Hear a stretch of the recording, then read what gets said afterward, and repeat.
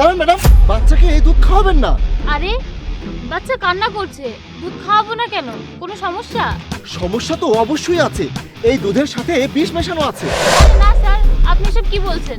আমি এই দুধ নিজে তৈরি করে বাড়ি থেকে নিয়ে এসেছি। ম্যাডাম, আপনি নিশ্চয়ই বাড়ি থেকে ভালো দুধই এনেছেন, কিন্তু এখন এই দুধ বিষে পরিণত হয়েছে। স্যার, আমি সত্যি বুঝতে পারছি না আপনি কেন এমন বলছেন। দয়া করে আমাকে একটু ক্লিয়ার করে বলুন তো স্যার, কি সমস্যা? হ্যাঁ ম্যাডাম, আমি আপনাকে সবকিছু বলছি। এই, আপনি এদিকে আসুন।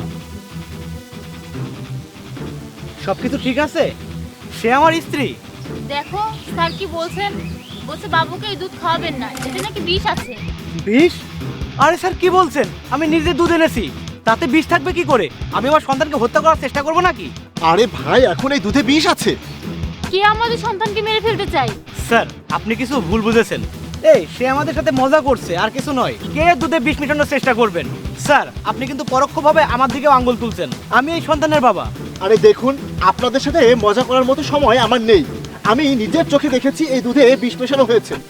এই স্যার যেহেতু বলছেন কিছু তো একটা হয়েছে। আরে কিছু হয়নি স্যার, আর কিছু বলার দরকার নেই, আমরা চলে যাচ্ছি। খুব ঠান্ডা পড়েছে, আর কিছুক্ষণ ওরা বাইরে থাকলে অসুস্থ হয়ে পড়বে।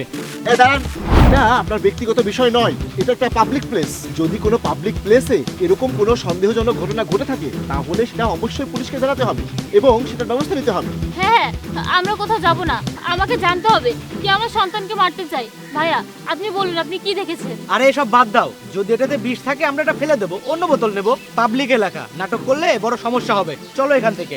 আরে তুমি এসব কি বলছো? আমার বাচ্চাকে মেরে ফেলতে চায় আর তুমি কিছু মনেই করছো না? স্যার আপনি আমাকে বলুন, আপনি কি দেখেছেন? ইমন, ওকে নিয়ে এসো। এই এই দুধে বিষ মেশালে কেন? আরে স্যার, আপনি এসব কি বলছেন? আমি কেন দুধে বিষ মিশাবো? একদম চুপ। আমি নিজের চোখে দেখেছি তুমি দুধে বিষ মিশিয়েছো। হ্যাঁ, আমি কাছাকাছি আছি। অফিসে পৌঁছেই আপনাকে ফোন করব, ঠিক আছে?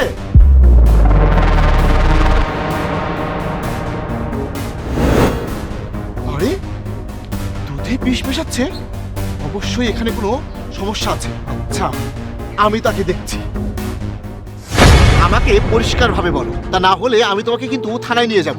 স্যার, আমি সত্যি কথা বলছি। এই তিনি আমাকে এসব করতে বাধ্য করেছে। তার পরামর্শে আমি এসব করেছি।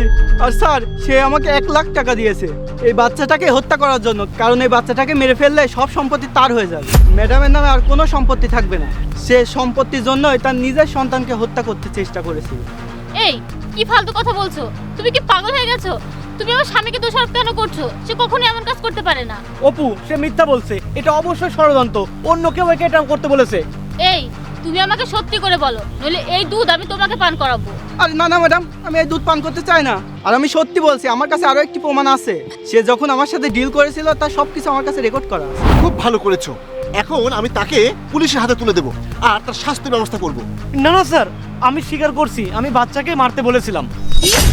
তুমি আমার বাচ্চাকে হত্যা করতে চাও? হ্যাঁ, আমি মারতে চেয়েছিলাম। সম্পত্তি নিয়ে মিথ্যা কথা বলেছিলাম, এটা একটু অজুহাত ছিল। ব্যাপারটা হলো সে একজন মেয়ে, আর আমি আমার কাছে কোনো মেয়ে সন্তান রাখতে চাই না। মেয়ে মানেই ঝামেলা। তাকে সারা জীবন লালন পালন করতে হবে, বিয়ে দিতে হবে, তারপর যৌতুক দিতে হবে।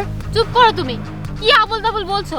তোমার মা সে একজন নারী, আমি তোমার স্ত্রী, আমি একজন নারী।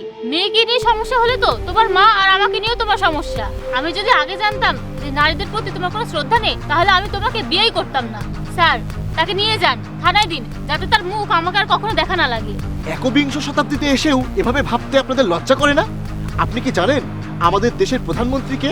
সেও একজন নারী। চলুন আমাদের সঙ্গে থানায় চলুন। বাচ্চাকে খুন করার চেষ্টা করার দায়ে আমি আপনাকে থানায় দিব। এই চলুন না, চলো।